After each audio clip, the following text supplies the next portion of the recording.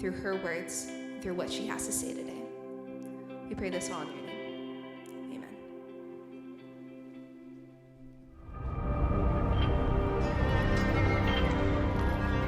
Amen. From darkness to light, this is the story we all share as the people of God. He draws us out to draw us in. From the birth of Israel to the church today, God delivers and dwells with his people. He draws us out of our sin, our Egypt, and draws us into his presence, into relationship with him.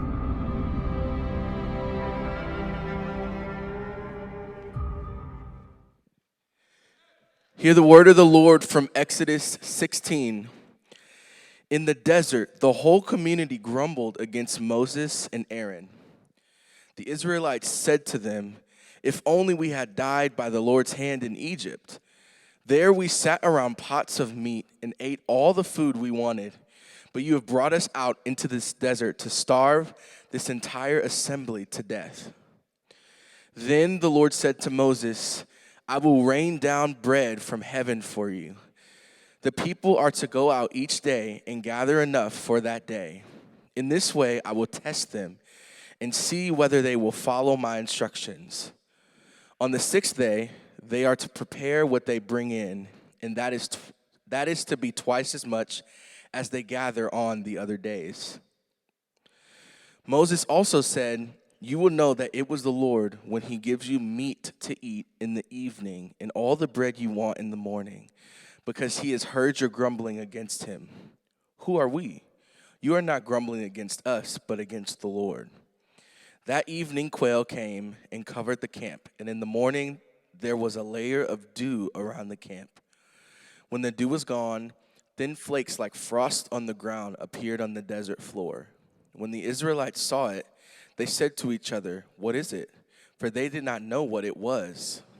Moses said to them, "It is the bread the Lord has given you to eat. This is what the Lord has commanded. Everyone is to gather as much as they need."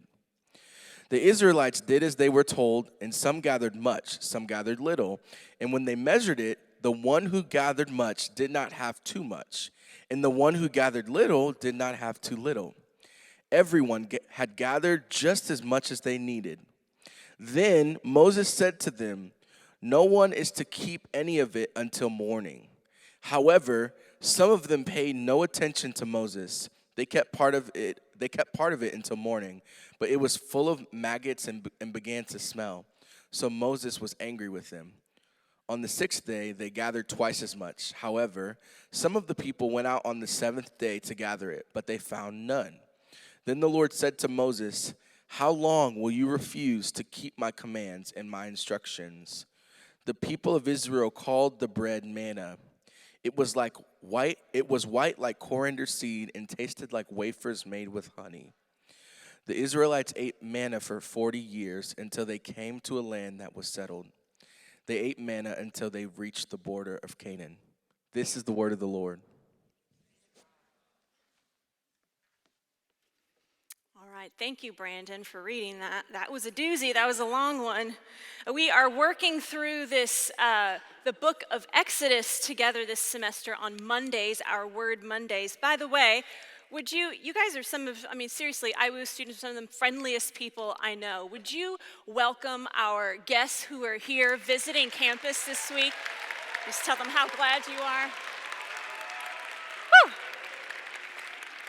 We are glad you're here. We're glad you're joining us today.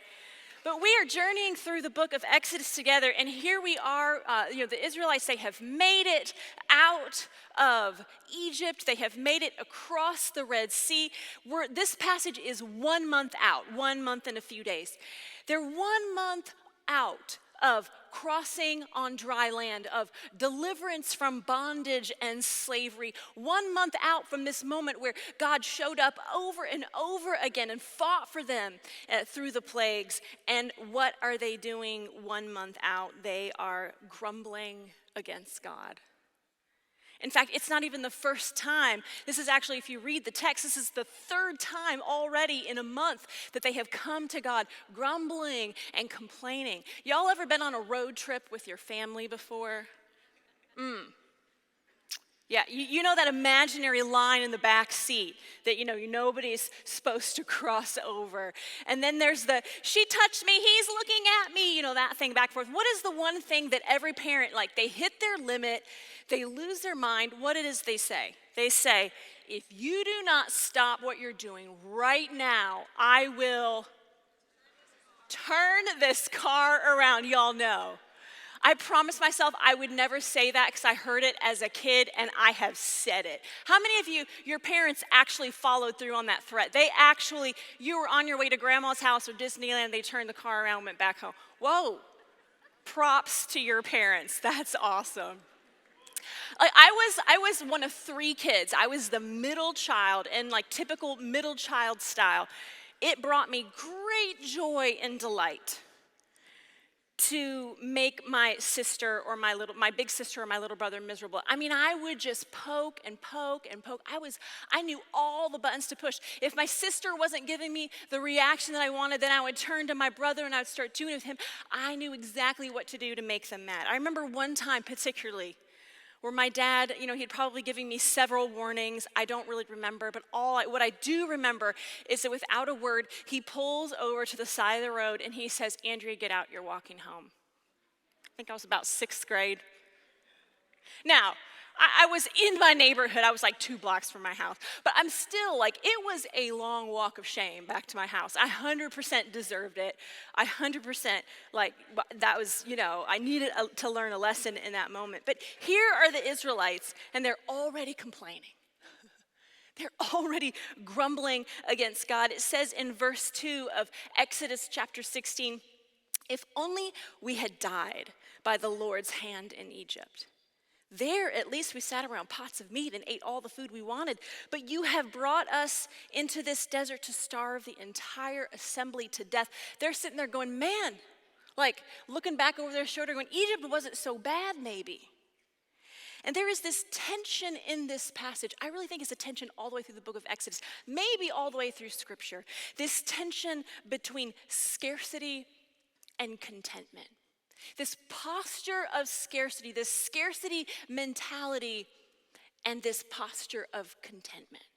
Because here the Israelites, they have left Egypt in the dust. Pharaoh is a distant memory at this point, and yet here they are, still with this posture of scarcity, still bringing these things with them that they should have left in Egypt. And God, in the middle of this, has brought them out into the wilderness and is drawing them into relationship with himself, drawing them into a relationship where they can have true peace and contentment. And so this is this kind of tension that we're going to unpack this morning. Have you grumbled at any point in this past week? Some of y'all are like, how about this morning? What is something that even just this past week you were complaining about, you were worried about, you were all worked up about, maybe you were even anxious about it? What is that thing? I'll give you a minute to think about that. I know some of you guys are thinking, well, Andrea, you have to understand, yeah, I was grumbling, yeah, I was complaining, but I was actually right. Because you don't know the situation that needed to be corrected around me. You don't know what was going on that I needed to speak out against, and you're probably right. You were probably absolutely right. The Israelites actually seem to have a very good reason to be worried in this instance, didn't they? I mean, think about it. How long can you go without food before you die? About 30 days, turns out. And so here are the Israelites, and they're not just grumbling because they need a snack. They're wondering if they're going to make it. Are they going to die out here in the desert? And so here is the thing. The thing that you are grumbling and complaining about right now in your life, it may be totally legit, but it also may be a warning flag to you that you might be operating out of a place of fear. You might be operating out of this grumbling and complaining and worrying and getting worked up and anxiety. These are things that they have, their cousins or their siblings maybe even. They have a similar parent. You want to know who they're all related to? It is fear. They're all related to fear. Someone say fear for me this morning. Just say it. Fear. Do it one more time. Say the word fear. All right. This fear is rooted in a scarcity mentality. It's this fear that, we're not going to have enough of something, that there's limited supply of resources, not enough to go around, not enough for advertisers are great at this. Have you ever been online shopping before? And you put the thing in your online shopping cart, and all of a sudden the little thing comes up that says, this is the last one in stock. Only one left. Hurry up and buy it. Like, it gives you this scarcity mentality. You're like, oh, I don't even have time to check other prices, other places. Like, I have to buy this right now before somebody else is going to get it. And so sometimes we just go through life going, man, I just don't know if there's enough love to go around. I don't know if there are enough friends to go around. I don't know if there's enough money. I don't think there's enough time to go around. I don't know if there's enough justice to go around. We're living in this scarcity mentality. And it's interesting because they come to God and they're resentful and a little angry. And God goes, you know what? I'm going to give you what you need. I'm going to promise you manna. But they keep going. That scarcity mentality goes straight through, even in the middle of their provision. In verse 19, God gives very clear instructions to the Israelites. He says, okay, I'm going to give you the manna. But here's the thing, no one is to keep any of it until morning. Well, what'd some of them do? They're like, ooh, leftovers. And so they kept it, and they wake up in the morning, and it is full of maggots, it is spoiled, it smells, it's disgusting.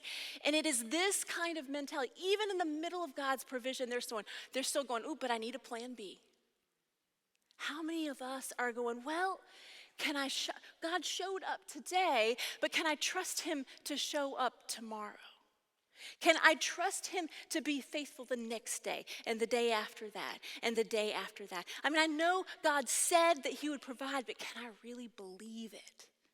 Or do I need a plan B? It's that scarcity mentality that causes us to kind of scrape together as much as we can for ourselves because we just aren't sure where our next meal is going to come from. It causes us to compare ourselves to others. It means that we're never satisfied. Maybe the problem is not so much our circumstances.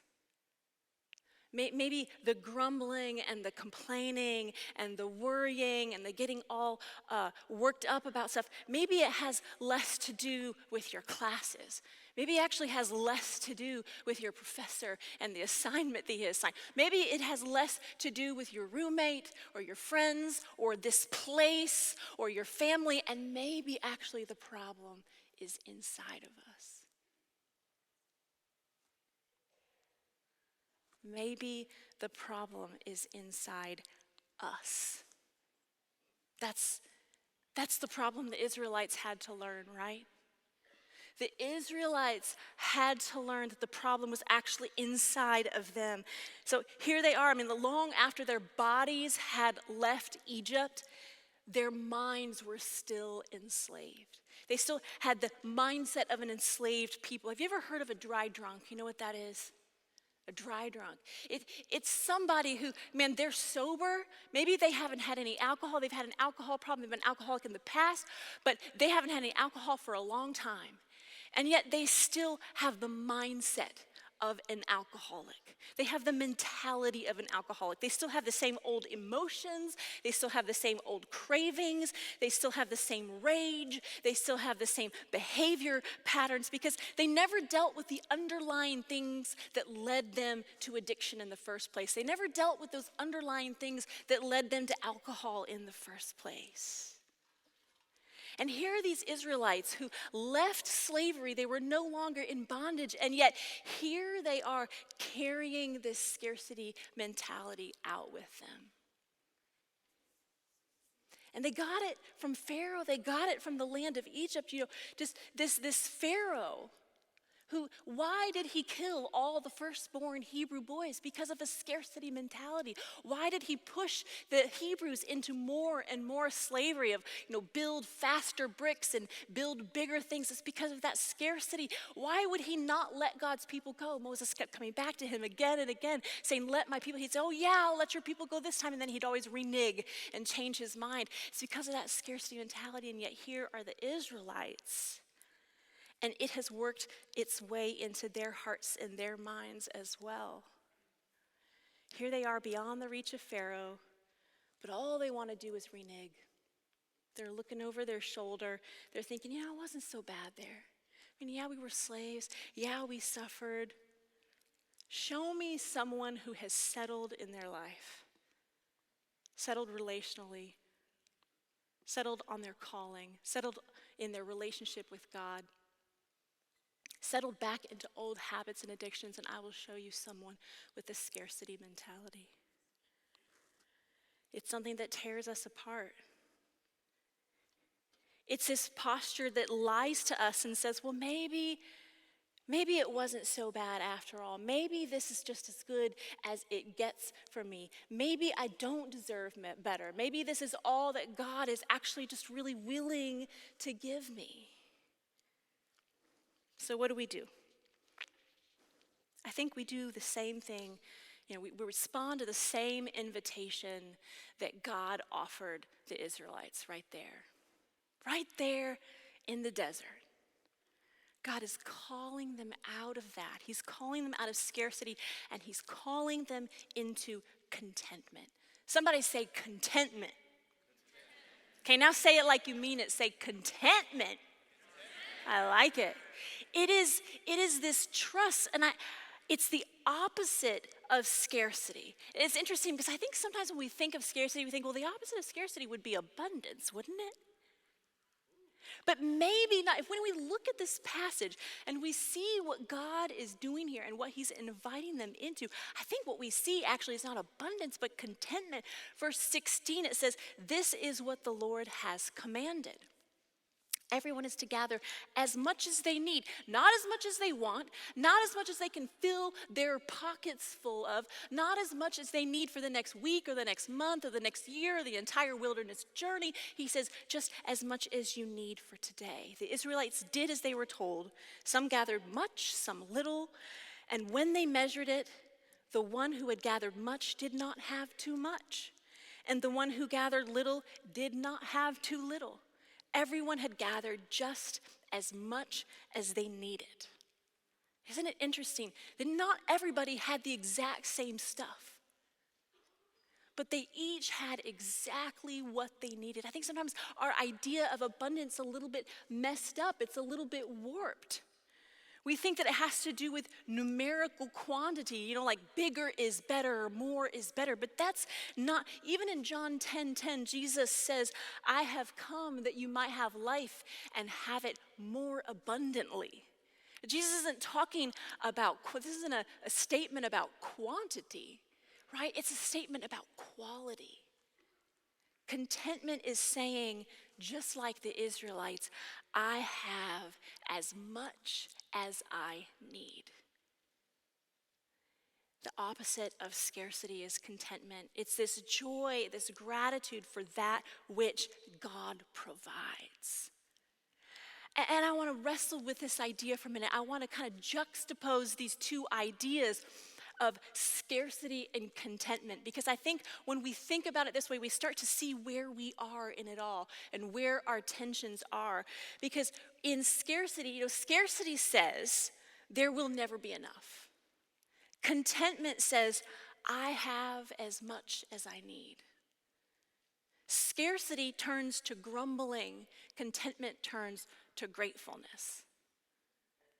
Scarcity leaves us suspicious and critical of others, judgmental of others, whereas contentment is believing the best about other people, just choosing to believe the best. Man, if you're someone who struggles with the comparison game a lot, that may be a symptom of a scarcity mentality. Scarcity obsesses over the past. Contentment is hopeful for the future. Here's the last one, and I want to unpack this one a little bit. Scarcity is always hunting for the high points in life, the mountaintops in life, whereas contentment is finding provision in the daily, finding that provision in the every day. I think we have such a temptation to just kind of be people who want to run from one thing to the next, run from one high point to the next, run even spiritually. We want to run from one mountaintop experience to the next mountaintop experience. And yet God is saying to us, man, it's in the everyday. That's where I sustain you for the journey. That's where the manna is. It's in the everyday. God is a God of provision. I mean, he provided for the Israelites at the Red Sea, right? He showed up. He provides for the Israelites as they're entering the promised land to cross the river Jordan. But God is also saying, you know what? I know you, and I know that most of your life, most of my life is not going to be lived in those mountaintop experiences. Most of our lives is actually going to be lived in the valley in between. Most of our lives is going to be lived in the everyday, and God's going, I can provide for you on this mountaintop, and I can provide for you on that mountaintop, but I have a particular provision. I have a unique provision just for you in the everyday, but you've got to go get it. The command is actually to go out to gather enough food for today.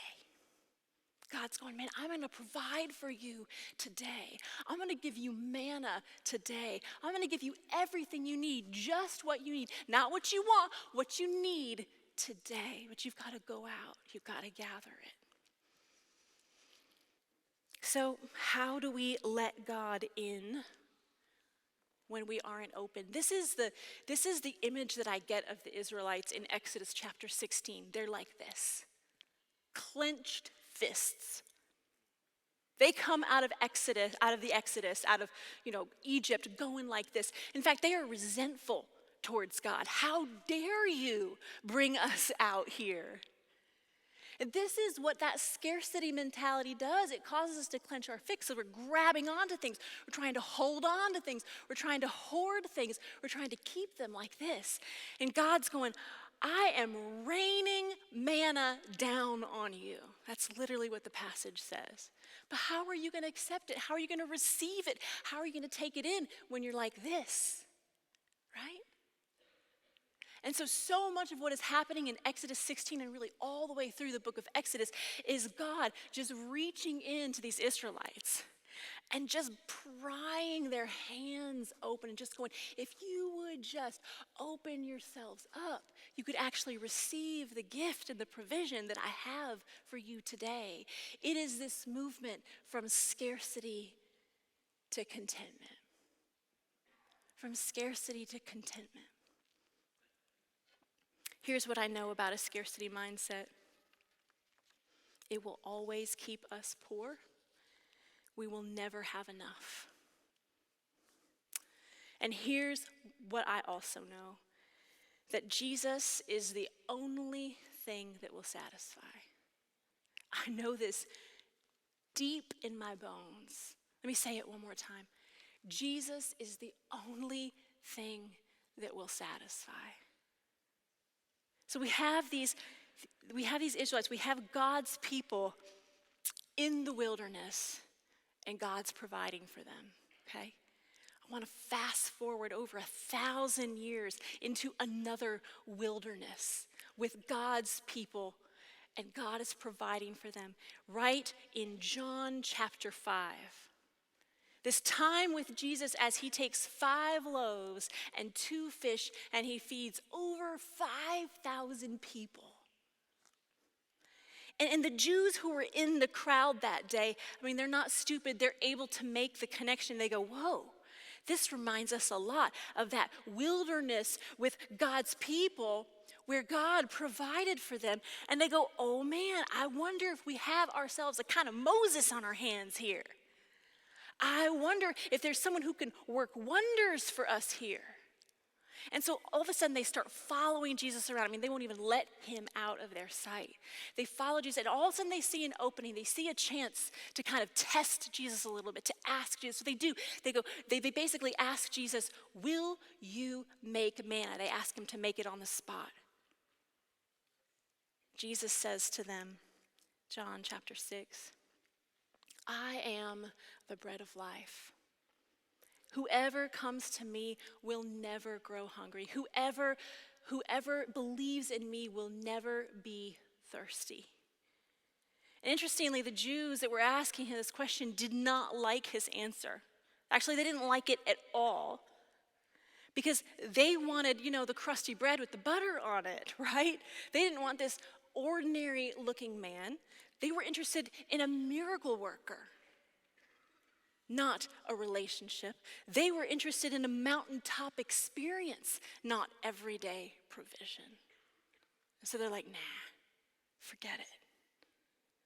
John tells us they started to do something. That scarcity mentality sets in for them, and they start to, you guessed it, they started to grumble. John tells us they started to complain. Sound familiar? Listen to me. Jesus is God's manna to us today. It is Jesus himself who sustains us. God's ultimate provision is found in the life and the death and the resurrection of Jesus Christ. So you want to know how to move from scarcity to contentment, from grumbling to gratefulness, from worry to worship. You got to open up your hands. In fact, do that right now, just right where you're sitting. Just go like this. You can lay them on your lap. You can put them up high, whatever you want. But open up those hands. God has already provided everything that you need today. It's already available to you. You just need to open yourself up to it. Will you keep your hands open as I read these two verses that Jesus says out of John chapter 6? He says it a second time. He says, I am the bread of life. Your ancestors ate the manna in the wilderness, yet they died. But here is the bread that comes down from heaven, which anyone may eat and not die. I am the living bread that came down from heaven. Whoever eats this bread will live forever. This bread is my flesh, which I will give for the life of the whole world. Friends, may you go believing that the God who provides is also the God who gives you assurance that he will show up for you exactly as you need him today. Go in peace.